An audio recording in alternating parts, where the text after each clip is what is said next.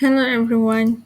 So I'm Siti Iza and I will talk about topic 4 pertaining to non-clauses, infinitive and gerunds. So what is non-clauses?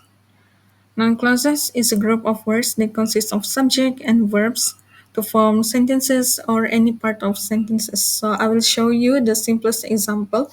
So in terms of subject, which is more direct sentence, it is I will call you when I reach home. So proceed to infinitive. So what is infinitive? Infinitive is a verb that has not been conjugated. It is changed to show person or tense. So for in terms of adverb, we can say like we use our binoculars to see. So as you can see, there is verb in the word to see. So what is gerund? So gerunds is a verbal that uses present participle of a verb, but it will act as nouns. So in terms of subject, it will it will be using ing form in the sentences such as reading is my favorite hobby during leisure. As you can see, there's ing in the sentence. So let's talk more about this topic and we need to discover more. So first of all, so how this knowledge of linguistic can contribute to my future role as an English language teacher in the future. So as you know, the linguistic knowledge in this field is very essential for the educators as it's a deeper understanding of structure, function, and the use of language. So it's very crucial to be implemented for effective learning and especially for Malaysia's diverse educational environment as the students comes from different linguistic backgrounds. So also it provides the teachers to with tools for utilizing and elaborating for the complexity of the English language. So by understanding the noun clauses, infinitive and gerunds, it will enable the educators to break down the elements and address the insights for the students. So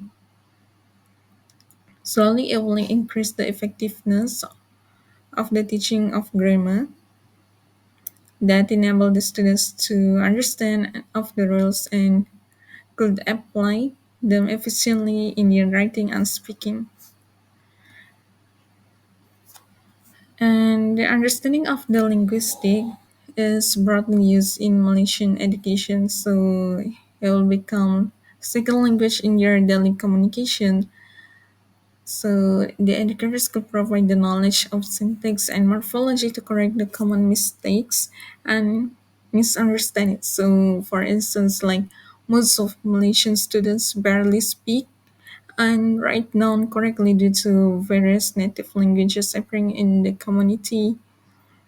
So the teachers need to be multiverse in linguistics so they're able to explain and conduct practice to support the students to overcome the challenges.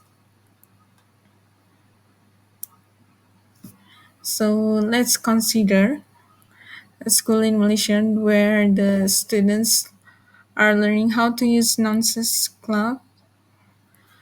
So the teacher with good linguistic backgrounds can explain how the noun clause might serve as subject or object or complement in the sentences.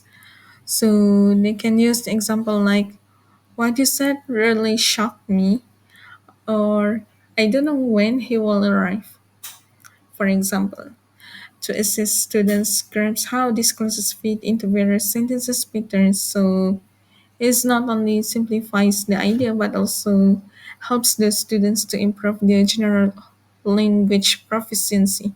So in nutshell, strong foundation of linguistics enable the English language teachers to provide more efficient and comprehensive instructions so that the teacher grasps the complexity of the languages And linguistic tend to assist the students in learning, addressing specific inquiries, and fostering deeper evaluation in English. So it will be observed through multilingual settings such as Malaysian educational context that creatively bridge and match the gap of linguistic knowledge with native language that drives to the ultimate academic success, contribution, and language improvement. So that's all from me. Thank you. My name is Wanmati Binti Megat Adnan, and I'm going to connect the questions with topic number five that we used to learn along this course. Well, to become an English teacher, I am aware that the critical keyword hypothesis, or CPH, highlights the optimal age for language learning with young learners, especially those before puberty, acquiring languages more easily. For language instructors, understanding this concept allows them to tailor teaching strategies effectively. Younger students benefit from immersion, engaging activities, and also pronunciation, as well as helping them develop near native proficiency. Older students, however, may struggle with pronunciation and require explicit grammar teaching, vocabulary building, and structured learning methods. In Malaysia, where students often start English learning in primary school but face fluency challenges, well, teachers can use grammar translation and cognitive strategies for older learners while promoting natural communication for younger ones. This approach enhances language acquisition and long-term proficiency. Let us proceed to error analysis.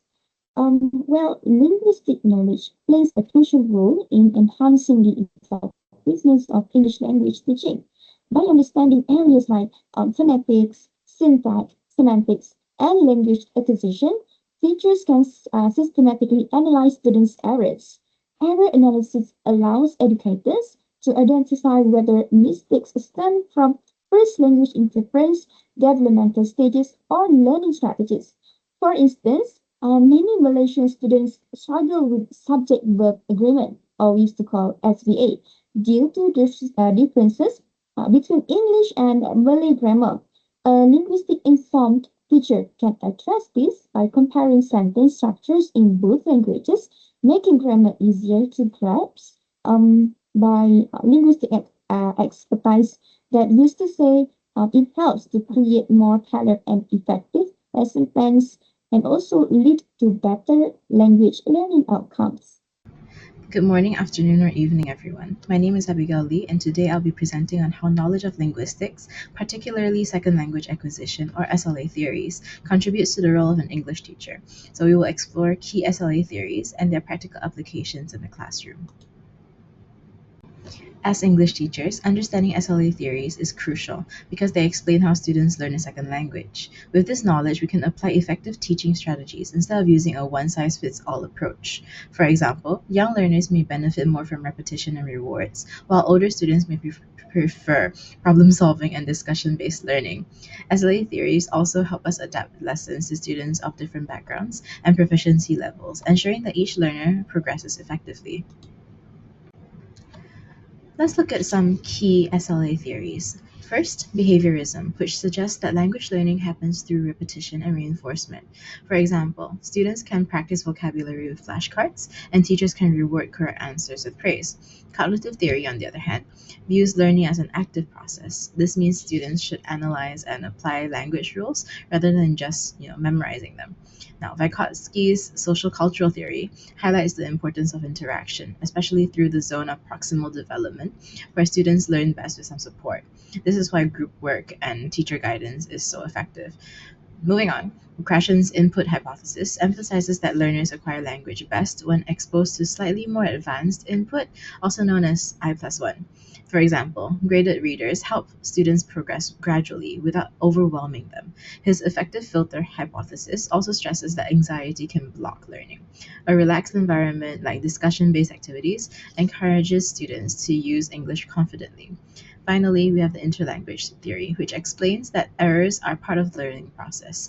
For example, when a student says he go to school, they are applying regular grammar rules incorrectly. So instead of immediate correction, teachers should guide students to self correct over time. So eventually they learn that, oh, the correct way is actually he goes to school.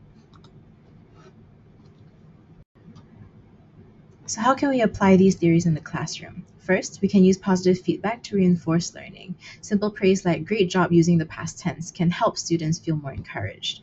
Cognitive learning can be promoted as well by asking students reflective questions, such as why do we say went instead of goed when we want to use go in the past tense?